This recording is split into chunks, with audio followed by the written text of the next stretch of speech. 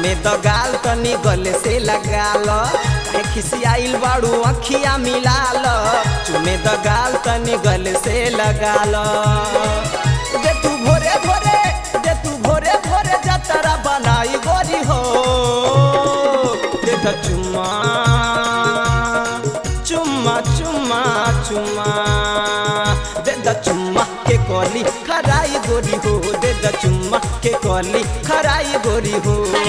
काहे खिसियाइल बाड़ू अखिया मिलाल चुमे द गाल तनी गले से लगाल काहे खिसियाइल बाड़ू अखिया मिलाल चुमे द गाल तनी गले से लगाल दे तू भोरे भोरे जतरा बनाई गोरी हो दे द चुम्मा चुम्मा चुम्मा चुम्मा दे द चुम्मा के कली खराई गोरी हो दे द चुम्मा के कली खराई गोरी हो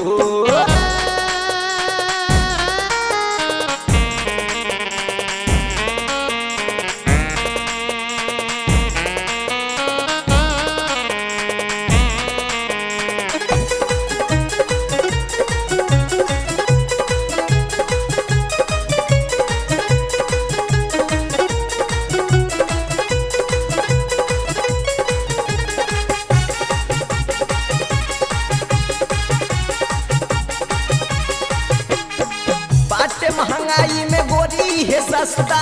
दिले जा भोरे भोरे चुम्मे का नाश्ता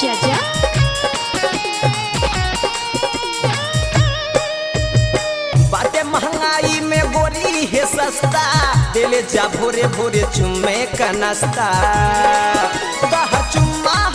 तहर चुम्मा हो मेवा मलाई गोरी हो दे द चुम्मा चुम्मा चुम्मा चुम्मा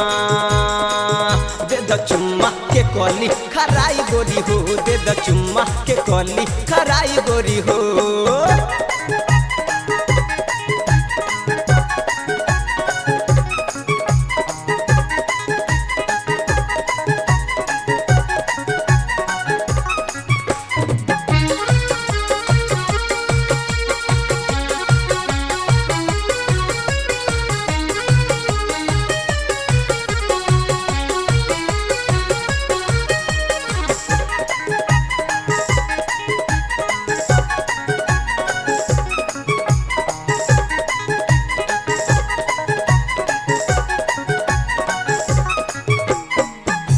तो हर गोरी विटामिन बी है वही विटामिन से बोरी हमार जीव है रियली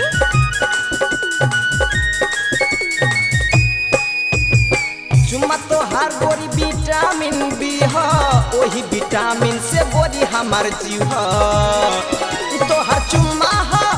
हर चुम्मा है रोग के दवाई गोरी हो दे द चुम्मा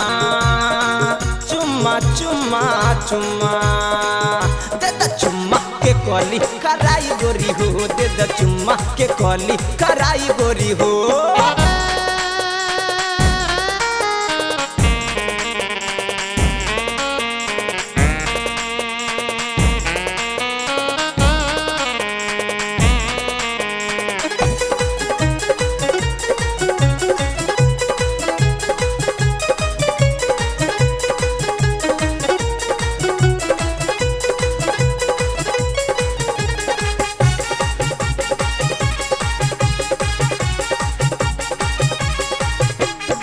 चुम्मा में तोहरा ह प्यार के गहराई बुझी निराला जी अमृत ह भाई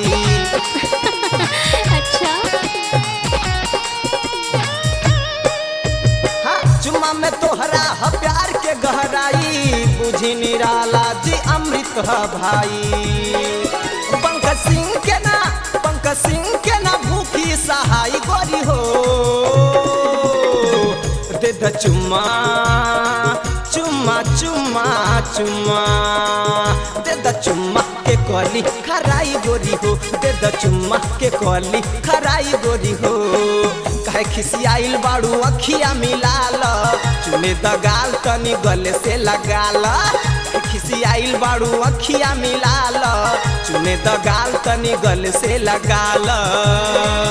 दे तू भोरे भोरे दे तू भोरे भोरे जतरा बनाई गोरी हो